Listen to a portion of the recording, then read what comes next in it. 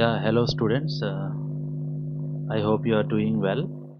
Uh, Welcome to the session 2 of Theory of Computation or Formal Languages and Automata Theory. In session 1, we discussed about the various uh, concepts, basic concepts related to uh, formal languages and automata theory. We have seen the basic theme of the subject followed by the some of the basic concepts related to uh, the subject. In the previous session, we were discussing about the topic elements of finite automata or components of the finite automata. So we have seen what are the various components of finite automata. So uh, before starting the today's session, so just have a look on the concept that we have covered in the previous session. This was the concept that we have covered, that is the components of finite automata. So here, basically, we have seen that the finite automata consists of three components: input, read head, and finite control. So basically, in this case, what will happen? The input tape consists of sequence of cells, where each cell contains the uh, one input symbol, and that input symbol is read head by the control unit. The control unit is responsible for performing the state transitions. So it considers the current state and current input and performs the state transition. After processing the entire input, if the finite control enters the final state, then the input is said to be accepted, otherwise it is rejected. So that is the concept which we were discussing in the previous session. So here you may get a question, sir, what is this final state and what is this starting state? What is these all states? Okay. So that is our next topic that we are going to discuss here. So we are going to discuss about what are the various types of states that are present in the state transition diagram, right? So we have seen the state transition diagram, a simple state transition diagrams in the previous session. So here, in this session, we will understand what are the various types of states uh, that may exist in the state transition diagram, and along with their representation. Okay. So totally we are going to have the four states: initial state, final state, intermediate state, and dead state in the finite automata. So we will discuss each one in detail here. So first one is that initial state. So what is this initial state? So basically this is the state in which the system is initially placed, right?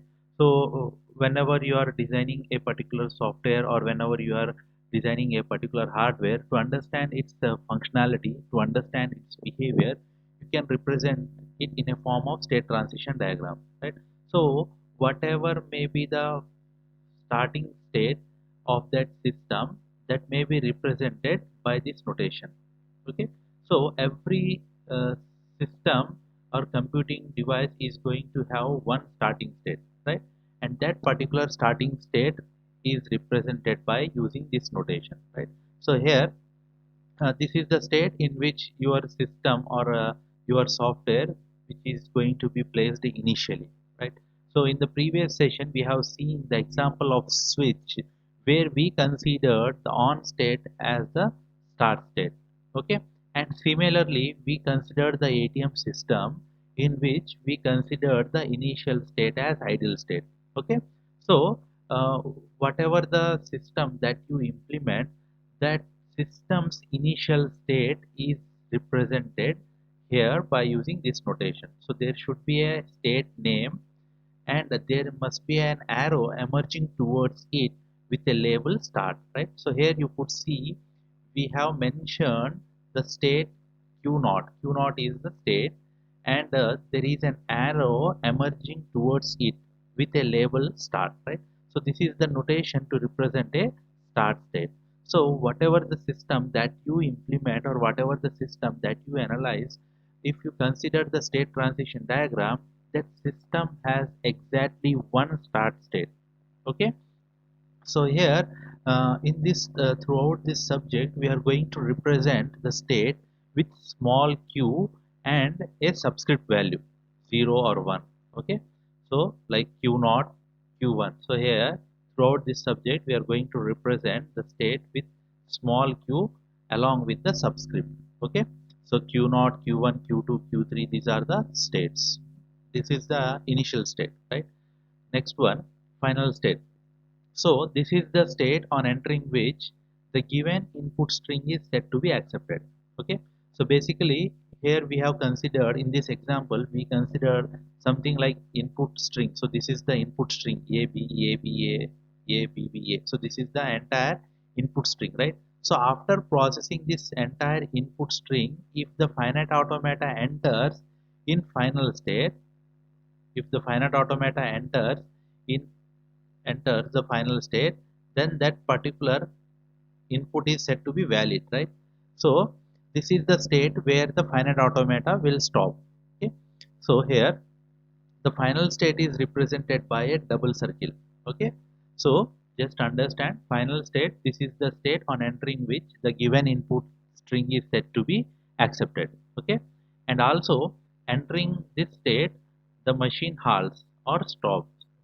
And moreover this final state is represented by using double circle, right? So whenever you encounter this double circle notation in the state transition diagram, it represents the final state. Okay, so you should think of it as a final state. Okay, next one, intermediate state. Okay, intermediate state. So what is this intermediate state?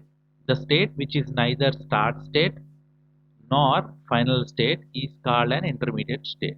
Okay, so apart from the start state and final state, whatever may be the states are there, those states are called as intermediate states. Okay, so these states are represented by a circle. Okay, so here I have mentioned q2 with a circle, right? So here this q2 is called as a intermediate state. And next, last one, we are having a special state that we are having here is dead state. Okay, so dead state. So what is this dead state? So this is a non-accepting state in which transition on every input symbol terminates on itself, right? So dead state means this is a state on entering which the finite automata cannot come out of it. Okay, so we cannot able to reach the final state.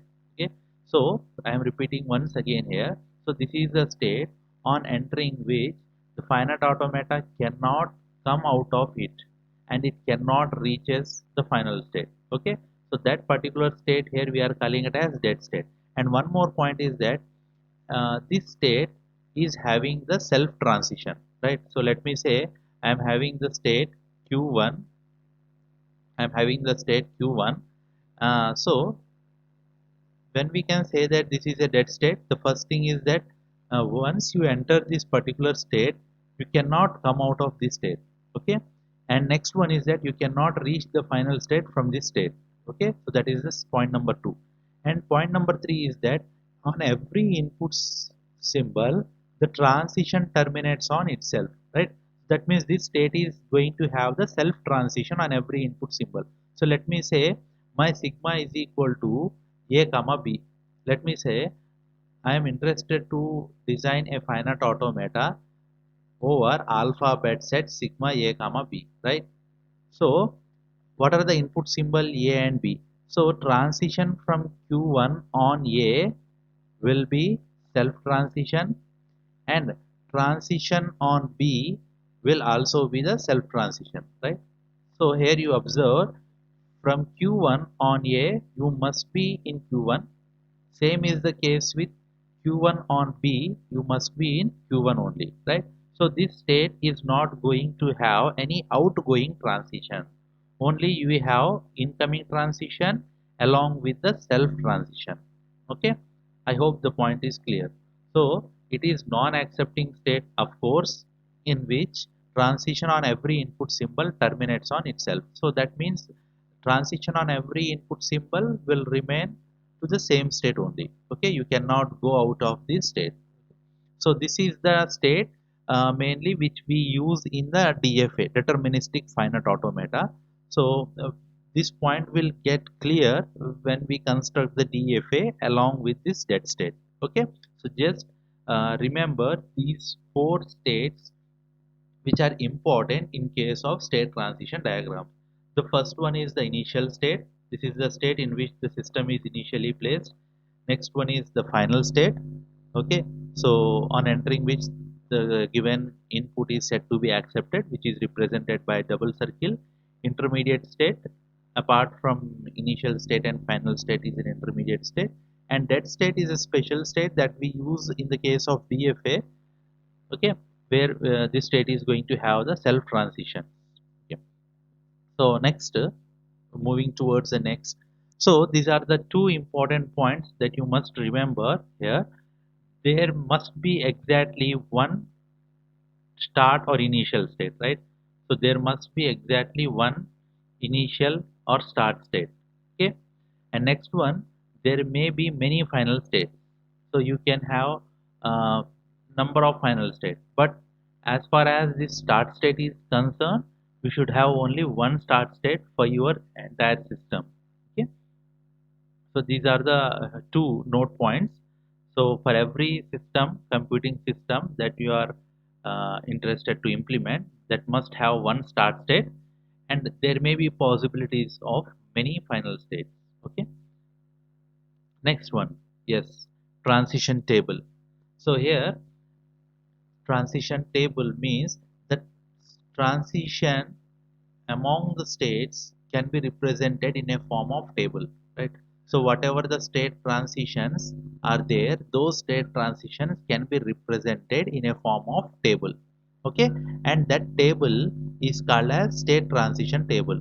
Okay, and that table is called as state transition table. So usually we know that the table consisting of rows and columns, right? So in the case of state transition table, rows corresponds to the state, that means rows represents the state, and columns represents the input symbols. Okay, so remember, rows represents the state and column represents the input symbols, right? So here we are having at the right side of the slide, if you consider, we are having a DFA. Okay, so not a DFA, we could say it is a FA. Okay, finite automata, right? So let us see how we can represent that state transitions into a table. Okay, how we can represent a given finite automata into a table. So first thing, by observing this finite automata, we can find out there are two states, Q0 and Q1, right? So these states will be represented in a row. So we have created a two rows, right? Two rows. So this is row 1, row 2. So row 1 belongs to state Q1, row 2 belongs to state Q1, right? So why we have created two rows? Because we are having the two states in the diagram, right? Next one, columns. So based upon the input symbol, we have to create that many number of columns. Okay, so how many input symbols are there in this particular diagram? We are having two symbols, A and B, right? So based on the number of symbols that we are having a transitions, those input symbols must be represented in a column, right? So one column for A and another column for B. Okay, now, so remember that whenever you want to process a state transition diagram, you must start with a start state. So what is the start state? Q0. So identify the transitions and fill the table, right? So what is the first transition that we are considering? A. So Q0 on A, where it is going? So Q0 A, where it is going? It is self Q0. So in Q0 row, A column, I have represented the Q0. Okay, I have represented the Q0. Next, Q0 on B. So from Q0 on B, where it is going? From Q0 on B, where it is going? Q1. So Q0 row on B column, I have represented Q1. Okay, like this. Next, since we have specified all the transitions from Q0, now let us move towards the state Q1. So here identify the transitions. Okay, so Q1 on B, Q1 on A. So there is an arrow mistake here, so just like this. Okay. So this is q1 on a, where it is going, q1 on a, where it is going, q0. So in q1 row in table, in a column, mention q0. Okay, mention q0. Okay, next q1 on b. So q1 on b means, q1 on b means we are having a self transition, right? So we are having the self transition here. So q1 row on b column, what you need to write, q1. Okay, q1. So just by looking this diagram, we can fill this transition table. Okay, now the next part is that what is the starting state in the given diagram? It is q naught. So how do you represent that start state in a table? So start state in a table is represented by an arrow. So here if you observe row number 1 in table, before q naught we are specifying an arrow, right? So whenever you label a state with an arrow in a table, it is representing the starting state. Okay, now what is the final state in the diagram? q1 is the final state in the diagram. So how do we represent that final state in the transition table? For that we need to use asterisk, that means star. So whatever may be your final state, that final state must be labeled with a star in a table. So here if you see here, q1 is preceded by a star. So what is that indication? Star means it is representing the final state. Okay, what is arrow? Arrow representing the state, start state. Okay, so here those 2 points I have mentioned at the last here. So if you see here, start state is represented by using an arrow in a table. In above table, q naught is the start state. Okay, because we have mentioned an arrow emerging towards it in a table, so the q naught is a start state. And next one is final state. Okay, so final or accept state is represented by an asterisk or star. Okay, in above table, q1 is the final state. In above table, q1 is the final state. Okay, and why? Because we have mentioned the star before the q1. I hope this point is clear. Okay, now same is the case with this uh, conversion, reverse conversion. That means you may be given a table and you may be asked to construct the diagram. Okay, since here we have converted the diagram into the table, we may get a question to convert the table into the finite automata. Okay. See here, so practice this problem. Construct state transition table for the given finite automata. Okay, so this is the finite automata. So first thing is that this is the given diagram, right? So from this diagram you need to create the table. Okay, so how do you create the table? First thing is that identify the number of states. How many states? 3 states, q0, q1, q2. So just mention those states in a row. So q0, q1, q2. Okay, so just mention the rows. Okay, so rows are always the states. Okay, next based on these transitions, identify the input symbols. So just track the input symbols. One is 1 and another one is 0. So those input symbols must be represented in a column. So one column is representing 0 and another column is representing 1. Okay, so start with first state, that is q naught, and identify the transition. Okay, so q naught on 0, where it is going, q naught on 0, where it is going, q2. So q naught on 0, what you have to write, q2. Okay, next q naught on 1, q naught on 1, that is we are having the self transition. So q naught on 1, q naught. Okay, there is a mistake here, q naught. So you could write q naught. Next q1. So here if you consider that q1, so q1 on 0, where it is going, q1 on 0, where it is going, self. So q1 on 0, q1 only. Okay, Next, Q1 on 1, Q1 on 1 is again self. So Q1 on 1 you have to write Q1 only. Okay. Next, Q2, Q2 on 0, Q2 on 0, Q2 only, Q2 on 0, Q2. Okay. Next, Q2 on 1, where it is going, Q2 on 1, it is going to Q1. Okay, right?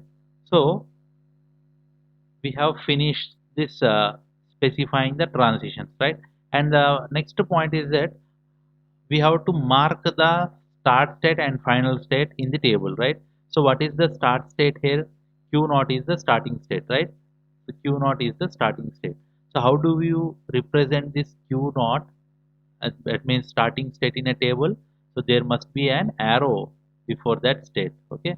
So that's why in a table we have represented an arrow before the Q naught. Okay. What is the final state in this diagram? Q1 is the final state. So in a table to represent the final state, what we need to do? We have to use an asterisk. Okay, or star. So that's why the star is written before the Q1. Okay. So that's why we have written star before the Q1. Okay. If Q2 is also final state, then what will be the change? If Q2 is the final state, then what will be the change? So you have to mention star before Q2. Okay. Star before Q2. Right. So just understand this concept and practice few more examples. Okay, so converting the given finite automata into the table and then constructing the finite automata from the table. Okay, so just practice these two types of models. Okay, these are the simplest problems. Next one. Now in this unit basically we are going to discuss about these four automatas, right? The first thing is that categorization. So first thing, finite automata is divided into two categories. The first one is finite automata without output and finite automata with output.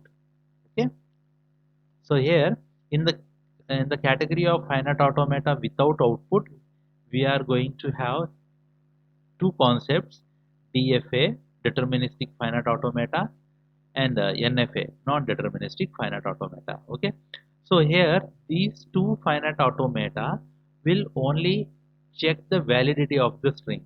That means whenever you give a string as input to these automata, they will check. That means whether the string is accepted or not. That's it. Okay, so that's why we are calling finite automata without output. That means these automata doesn't give any input, sorry, that doesn't give any output. Okay, so just you need to give the string as input. These automata will check whether the string is valid or not. That's it. Okay, so they are called as, simply we could say, language recognizers. Okay, so they will check whether the string is in the language or not. That's it. Next one, finite automata with output. So in this case we are having two models. First one, Mealy machine, and next one, Moore machine. Okay, so Moore machine.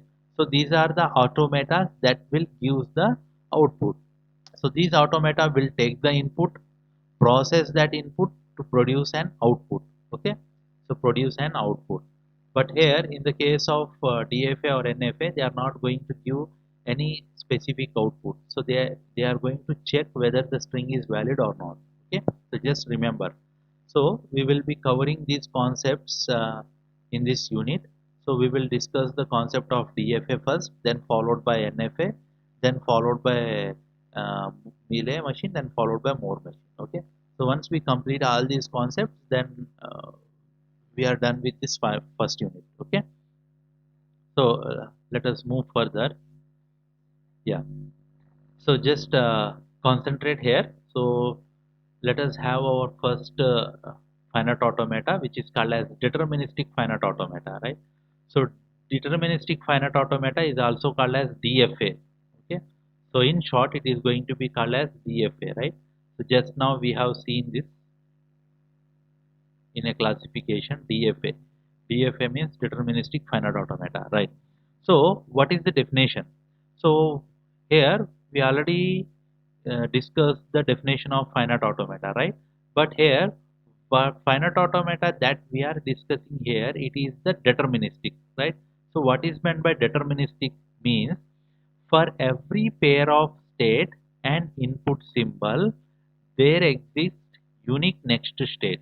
Okay, that is that that is the main property of this DFA. Okay, so first thing, while writing the definition, first thing you have to write it is a finite automata in which for every pair of state and input symbol there is a unique next state.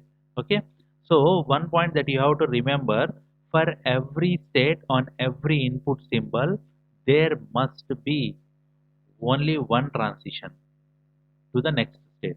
Okay, I'm repeating once again, for every state on every input symbol there must be only one state transition.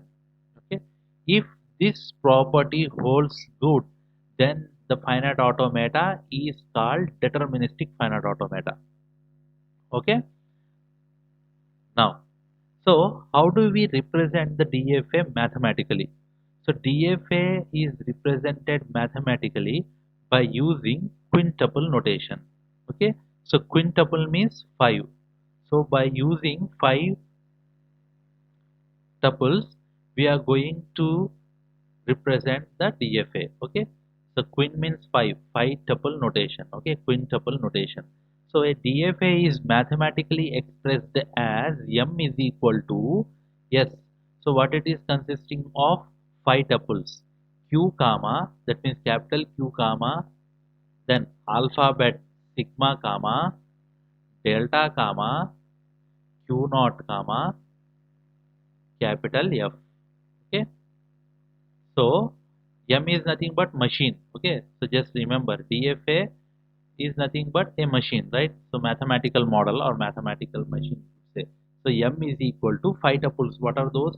Q comma, sigma comma, delta comma, Q naught comma, F.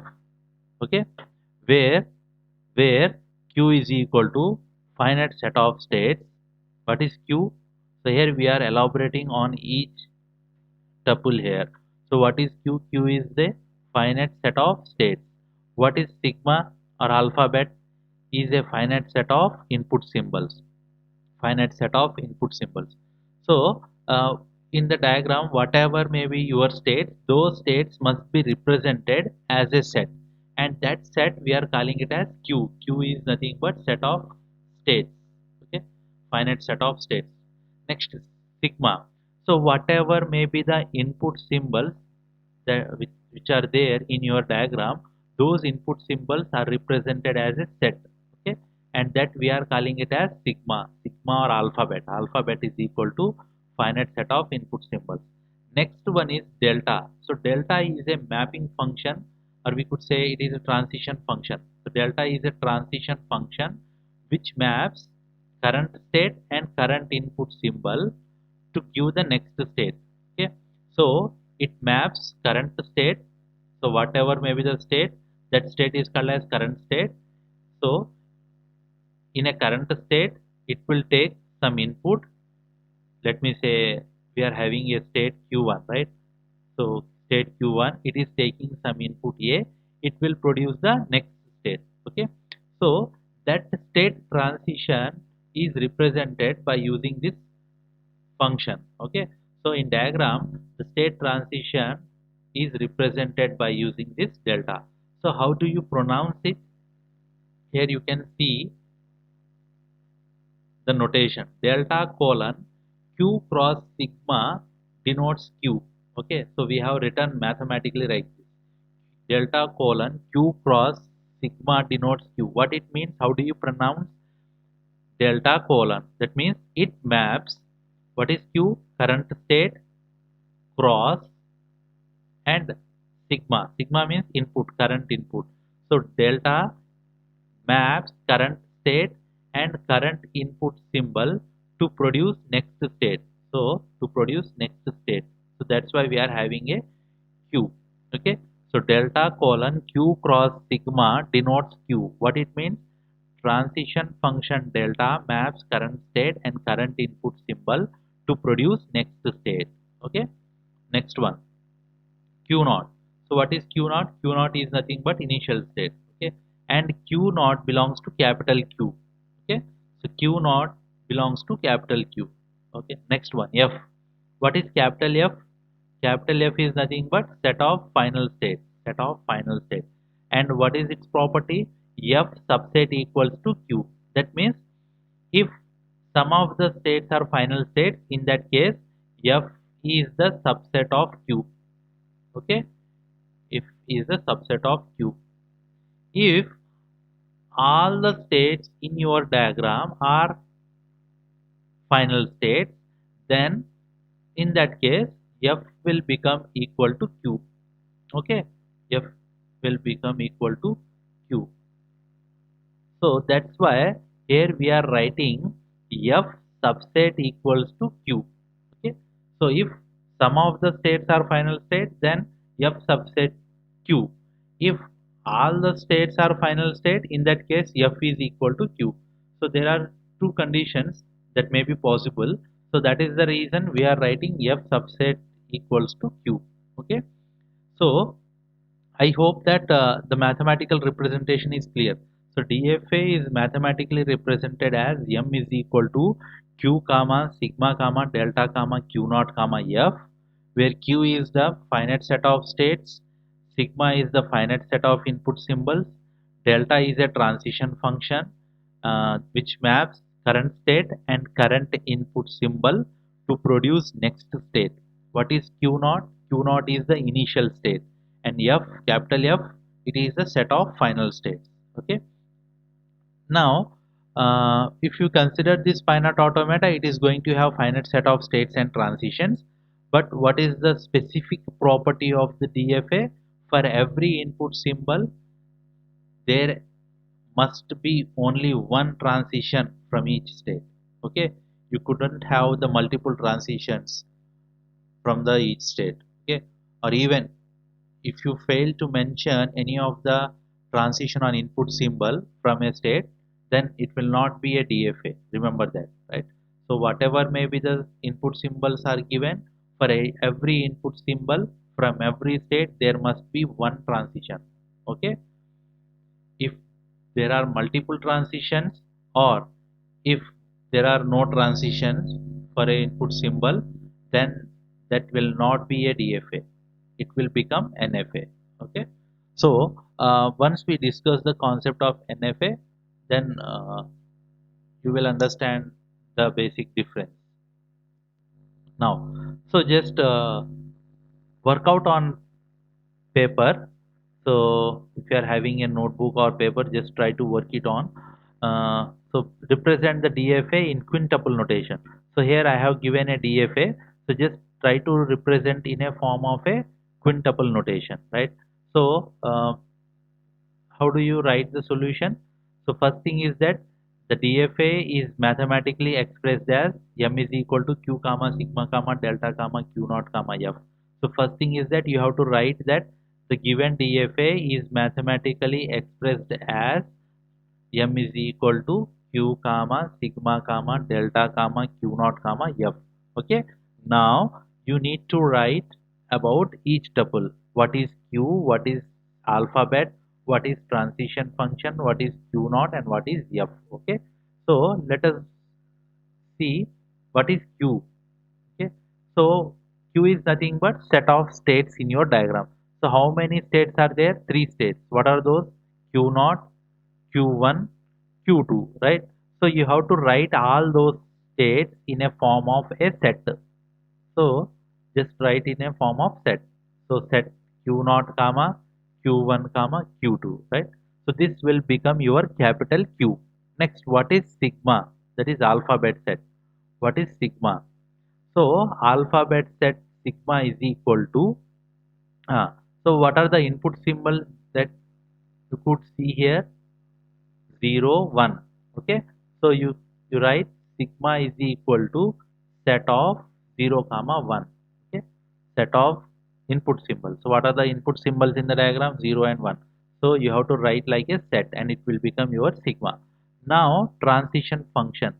Okay, what is this transition function? So as we discussed that transition function represents the state transition, right, in a form of a equation, in a form of equation. So how we write? So already we discussed that delta maps current state and current input symbol to produce next state, right? So that state transition we are going to represent in a form of delta, right? So just observe here how we are writing delta of delta of delta of what is the first state. So first we are writing all the transitions from Q0, then we will write all the transition from Q1 and all the transitions from Q2. Okay, so delta of what is the first parameter? It should be the state. So Q cross sigma na? So Q means what is the first state that we are considering? Q0 comma, that means cross. What is the next what is the next parameter? It is the alphabet, that means input symbol. So what is the first input symbol? We are considering 0. So delta of q0 comma 0 means what we are trying to find is transition from q0 on 0, transition from q0 on 0. So from q0 on 0 where it is going? Q0 on 0 where it is going? Q1. So you have to write q1 here. Okay, so q1. Understood? Then delta of q naught on 1. So delta of q naught on 1. What it means? We are finding the transition from q naught on 1. So delta of q naught comma 1. Q naught comma 1 where it is going? Self transition. So q naught. Okay. So we have finished specifying the transition from q naught. Okay. Next move on to the state q1 and specify the transitions from that state. Okay. So delta of q1 comma 0, delta of q1 comma 0 where it is going? Self.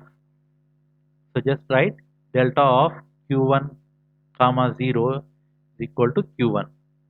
Okay.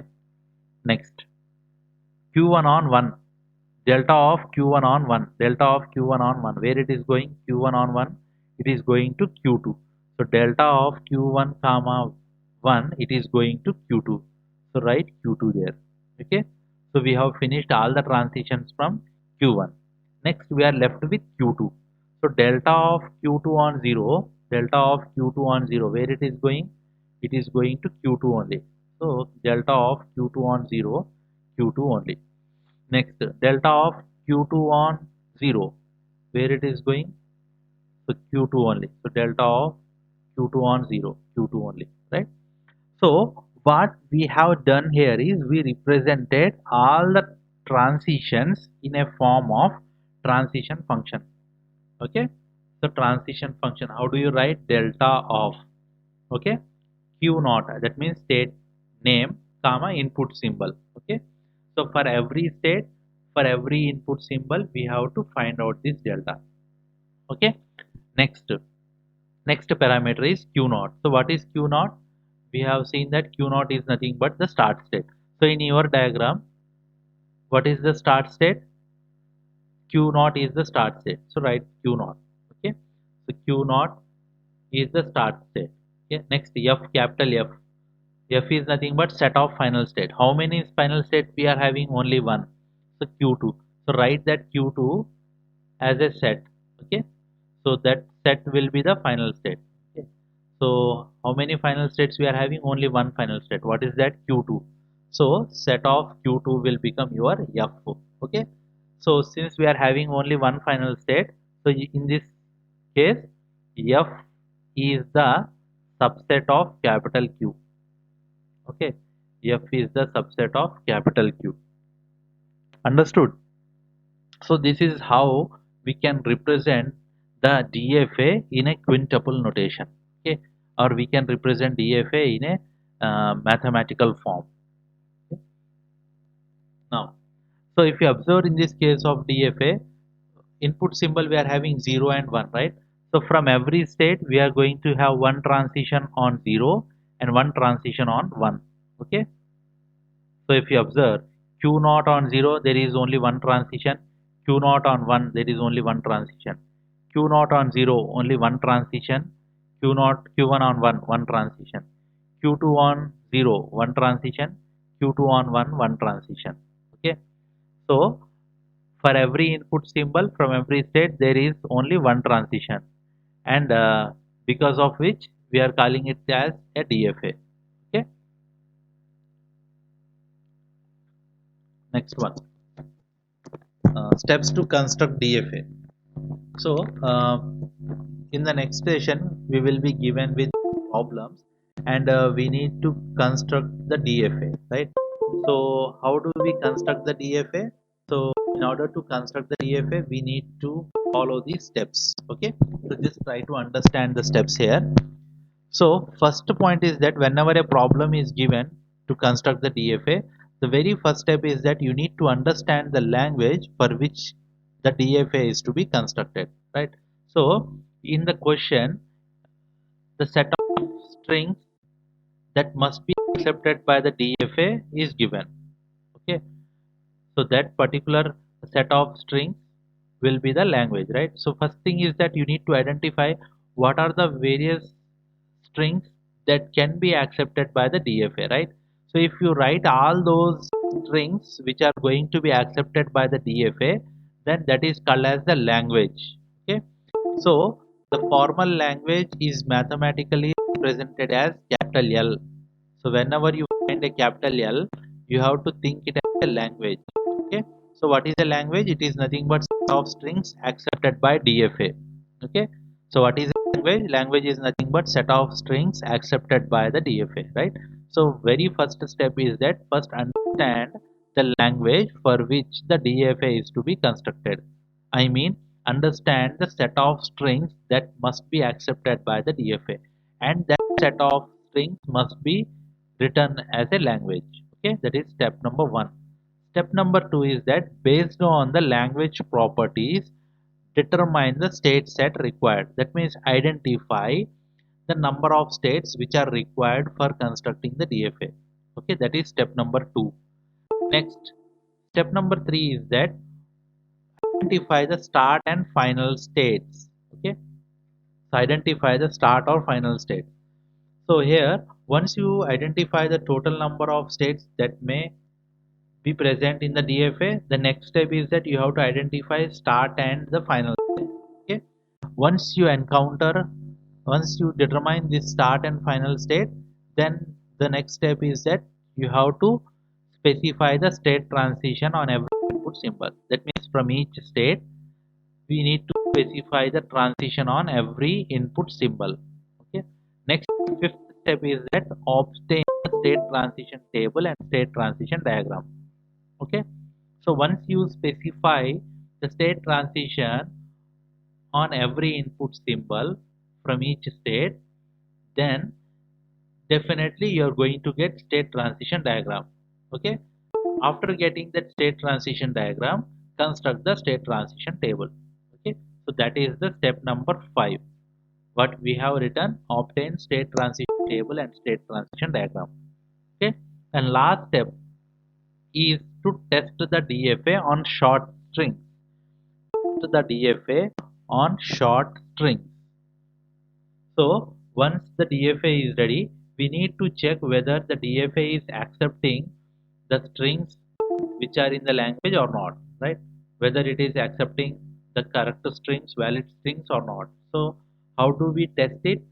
So by giving the short strings as the input to the DFA, we will test it.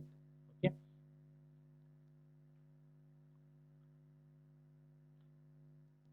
So here, this is a simple example here. So the question will be like this: construct a DFA to accept set of all strings containing even number of A's over sigma is equal to A.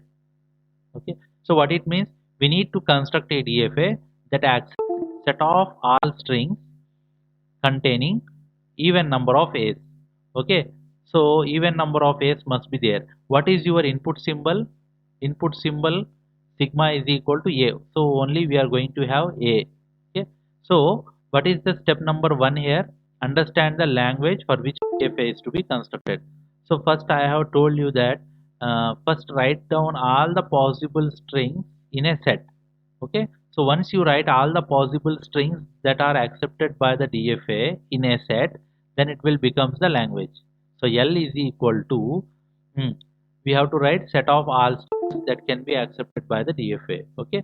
So first we are considering the even value, even number of A's. So even value starts with 0, let me say. Okay. So 0 means 0 number of A's.